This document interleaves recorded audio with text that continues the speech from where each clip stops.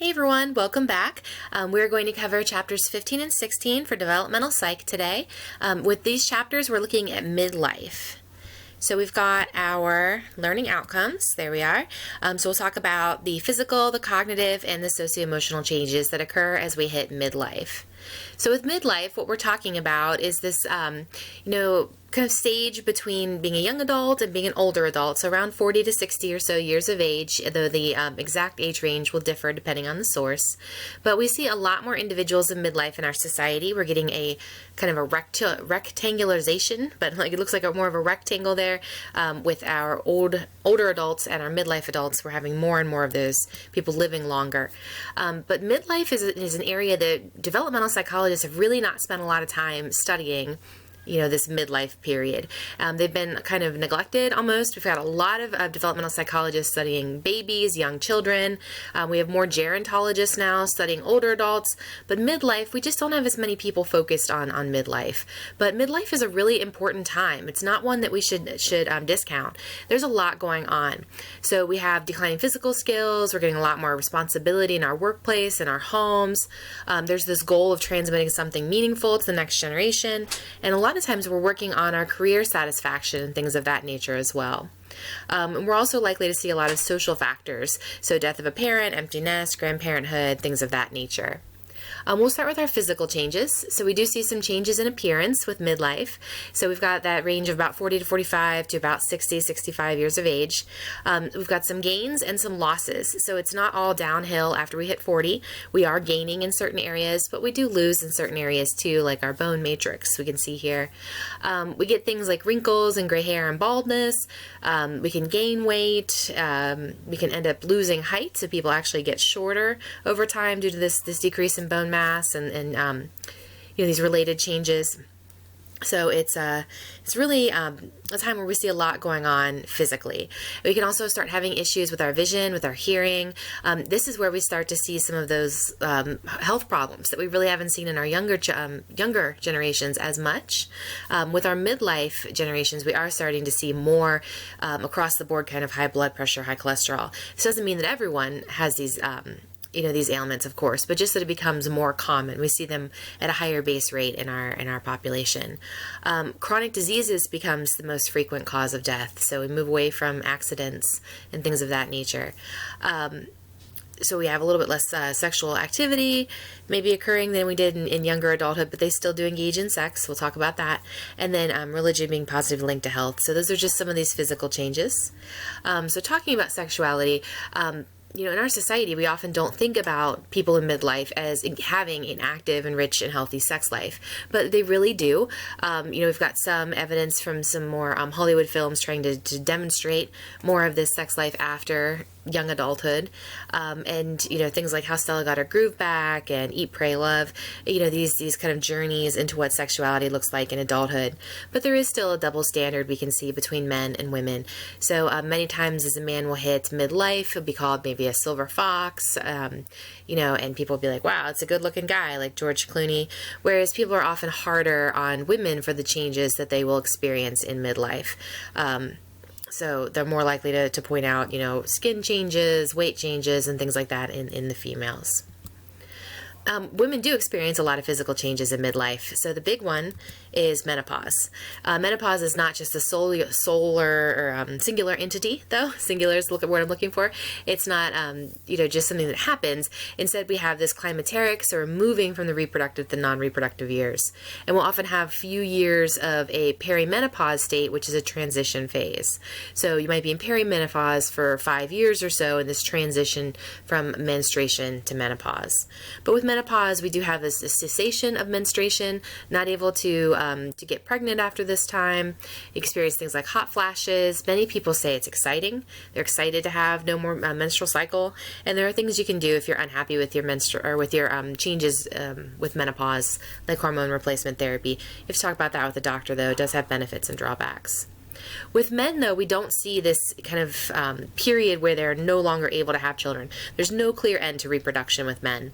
There is a decrease in testosterone, and we can see more issues with erectile dysfunction, so the ability to perform sexually, but they can still have children, technically throughout their lifespan. So something people in midlife are experiencing a lot of is stress. And so with this, we've got this negative emotional state. You have to perceive it as taxing. So that's important for psychologists, that perception piece. So we've all got some kind of stressor that might occur. Maybe you get a bill you weren't expecting for several $100s. Then you have to say, is this a challenge or a threat? If you say it's a challenge, well, I'm going to be challenged to make more money now. I'm going to go through my house and find things I can sell. It's a great challenge. You don't feel as stressed. If instead you say it's a threat, it may lead to harm. I might not be able to pay my bills. This is a really big problem. Then we'll say, do I have good options or do I have no options to deal with it? If we have good options, we don't feel too threatened. If we say I have no way of making this money, then we have a high threat. So with stress, we really have that perception piece. In midlife, these effects of stress can be really apparent, and so it's important to learn to cope with stress. If we can control the situation, then we should try to actively modify it. If it's an uncontrollable stressor, like, just happens and you don't have any ability to work on it or fix it, then it's best to just work on one's own emotions towards that stressor. For midlife, though, most common stressors they report are things like daily hassles, so concerns about weight, health of family members, rising costs, home maintenance, just kind of these overload stressors that often occur from juggling too many activities at once. And the reason stress is so important is because as we're getting into midlife, we can really start to see these physical health effects of stress. So when we're young, if you are maybe 18 and you pull an all-nighter due to final exams and you're up for 2 weeks and you're really, struggling to get this work done, you might not feel as bad. You might feel kind of worn down, but get a couple nights sleep and you feel a lot better. When we're hitting midlife, it's a lot harder to rebound in those ways. So it's a lot harder to just push and push and push without any rest. The stress gets to us. So this graphic kind of shows us some of these effects of high cortisol or effects of stress. We also start to see these are our telomeres. So these protective end caps at the end of our chromosomes are represented in green there. And stress actually kind of eats away at this protective end cap there. So we actually physically age earlier than we should. And so it's a really, really big problem with stress, and we see these effects more readily than in midlife. So moving into some of the cognitive aspects of midlife. So we've seen this model before. This is our crystallized and fluid intelligence model. With this, we've got a slight variation on it. So we're calling the fluid intelligence mechanical intelligence and the crystallized more of a pragmatics. So we are seeing this decrease in that fluid or mechanical intelligence. So it takes more time to maybe do some of the information processing type tasks. But we're seeing a increase or stabilization even of this crystallized intelligence. So that's more of our Jeopardy knowledge or our knowledge of the culture in which we live. So, there's gains and loss in midlife. One area where people with midlife are gaining is expert performance. So being an expert really peaks there in midlife. We can be very creative, flexible, but it can be hard then to explain how you got to a solution. So if you have 20 years of activity working on cars, you just know what's wrong with it and you know how to fix it and you just go in and tweak it and it's done. That's really being an expert, but then it can be hard sometimes to explain to somebody exactly how you knew that thing was wrong. So what sound was it? What noise was it? What did you see? It can be really hard to actually teach somebody what's going on there. So that's one problem with expertise. Some other things we can see with our intelligence in midlife, our practical intelligence. People in midlife are often really good at solving these real world problems. Like you ask a landlord to fix something, they don't come fix it for you, what do you do? So people in midlife are often able to blend emotion and logic really well and reason through these real life problems in really advanced ways. Our work is really central during midlife. Many people are kind of building their career. They say making a living, money is the biggest reason why they go to work, but they also have these social networks and it's part of our identity. So you'll see people say, hi, I'm Bob, I'm a lawyer. Hi, I'm Jennifer, I'm a professor. People will use that as part of their identity in midlife.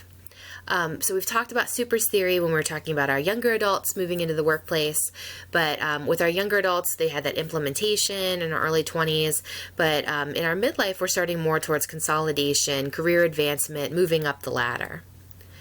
There are some challenges associated with the world of work.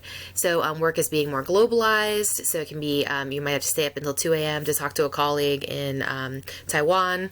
If you might need something in the supply chain and it gets caught in customs, there's just globalization in work. There's lots of developments. So if you step out of the work game for 10 years or so and maybe raise a couple kids, you try to get back in, there can be a lot of change during that time.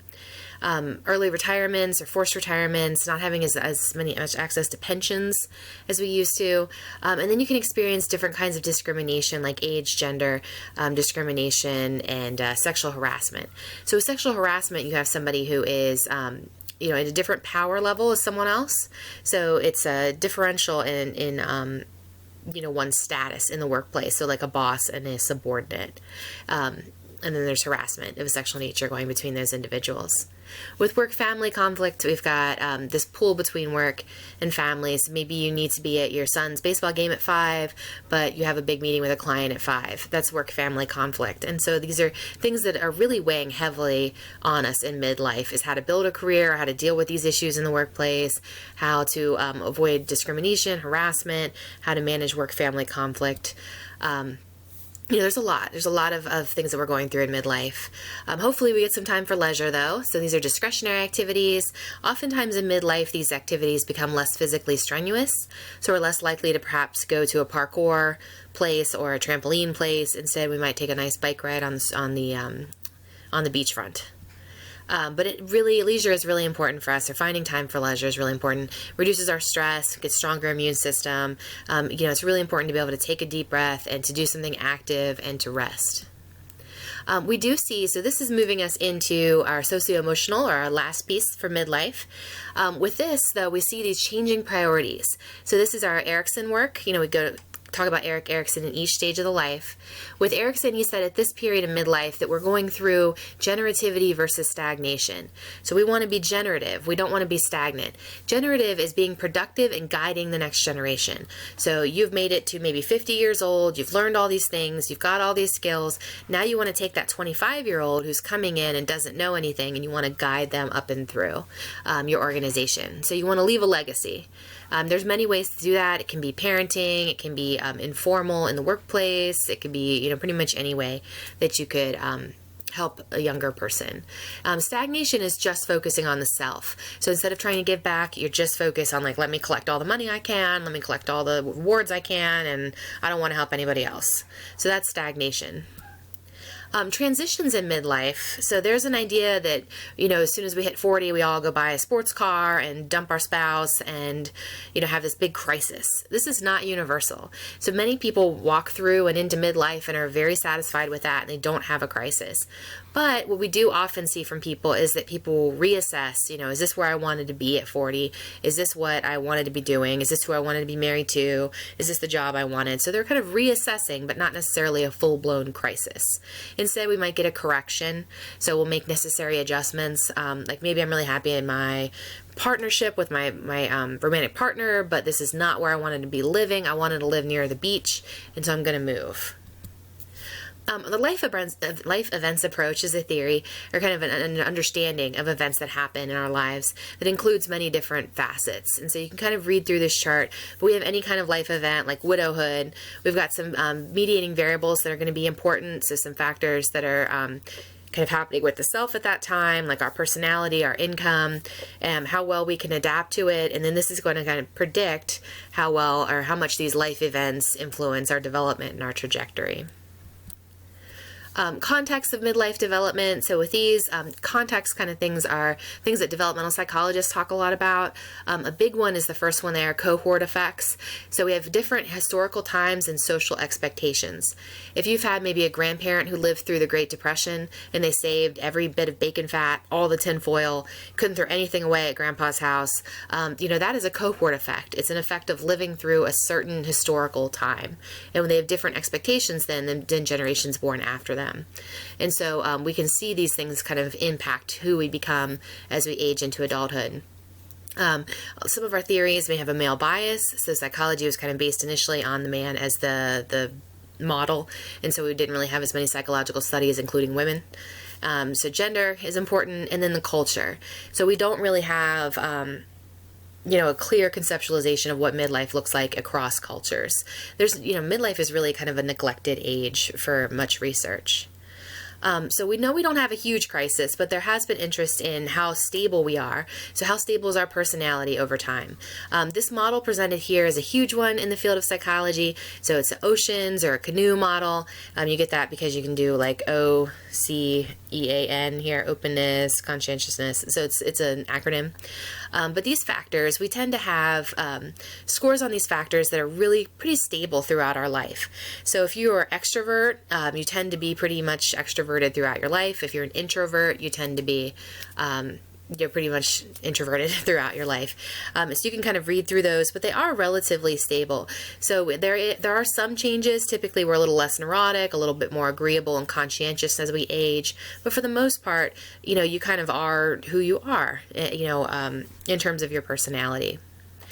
So now we have to get into a little bit of our relationships in midlife. Most married individuals are pretty satisfied by this time. So if you were not satisfied in your relationship, many times it's ended before we've gotten to 65 or so. Friendships are often really deep. They are experiencing differences in their relationships, though. We've got maybe older children in the home, and so children are leaving. You get an empty nest. Parents will often provide support to their young adult children. This can be a really great thing to have this empty nest, but can also be difficult. So it really depends on the parent and how well they're prepared to transition there. And many times once your adult children leave the home, you become more friendly with them. So, maybe you've raised your daughter and she has left your home and has started her own career. Many times then you and your daughter will be friends. So mothers and daughters typically have a closer relationship when they hit adulthood. We also have a couple family dynamics or important pieces of our family to talk about. Kin keepers, these are the people who do all that work of keeping the kin, keeping them together. So they're the ones who remind you like, oh, it's Uncle Buster's birthday, you need to call him. Or, we're going to have a family reunion in July. Make sure you have it on your calendar. They gather the family together and they keep it in touch. This can be a lot of work, and typically it's work we don't even realize is going on until maybe that matriarch dies, and then you're like, oh, why didn't we haven't met with family in years, why not? It's like, oh, because grandma was the one who always organized that for us. A sandwich generation is something that we were afraid we were going to see, and we do see it somewhat, but maybe less so than what the initial fear was. But this is where these people in midlife, because they're having kids later, then they would get stuck between their older parents and their young kids. So if you had, parents who gave birth to you at 40 and you gave birth to your kids at 40, then technically your parents could be 80 and your children could be like 0, and you'd be stuck between, trying to deal with 80-year-olds and newborns.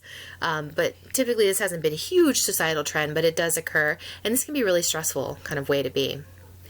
Because most of us do feel a filial obligation. An obligation to care for our parents. Daughters are more likely to provide care even to their husband's family in a heterosexual marriage. Still, women are more likely to do that caregiving. So another role people might find themselves in is grandparenting. There's been a lot of research trying to understand if there are types or styles of grandparents, but it's so difficult to do this because so many grandparents have different relationships depending on where their grandchildren live. If they live down the street versus far away. But there are a lot of meaning that grandparents take out of this. So it's biological reward. They can feel self-fulfillment. Some grandparents have that remote role, though, where they live in Kentucky and their grandchildren live in Alaska, and it's really hard to negotiate that role. But there are different grandparenting styles that we've been able to identify. It's just you can have different styles with different grandkids. So it's often a function of the relationship rather than individual grandparent. Some grandparents are more formal, so you go to their house on Saturdays for dinner and you dress nice and you sit there and eat with grandpa and then you go home. Some grandparents are more fun-seeking, so they'll take you to Disney World and you ride all the rides and like, woo, I'm a grandparent, this is so much fun. And then some grandparents are more distant, like you just kind of see them from afar. Maybe they send you a birthday card every once in a while, but you don't really hang out with them. A different area, though, is one that's getting a lot more research, and it's very important because this can lead to some disruptions in roles. And this is when grandparents take on the grandparenting role as custodians. So instead, they're almost taking on the parental role then. So instead of just being a traditional grandparent where you see them and then, they go away, and then maybe they come back next week. Instead, these are the grandparents actually raising the grandkids. This can happen for a lot of different reasons. So things like divorce, imprisonment, substance abuse of that middle generation. So lots and lots of different reasons why. And it can be a beautiful thing. Many grandparents are happy that they're able to take care of their grandchildren in this way and to raise them. But it can also lead to a lot of problems. Depression, stress, can be health problems. It's very strenuous to take care of young children. And this is especially so as we're aging and dealing with all of those, maybe gains and losses that we see with older adulthood. So that actually will finish up our chapter, though, in midlife. And when we start our next chapter, it's going to be more of this information about these ideas of, how we negotiate our social roles as we age. So I hope you all have enjoyed these chapters. I look forward to talking to you soon.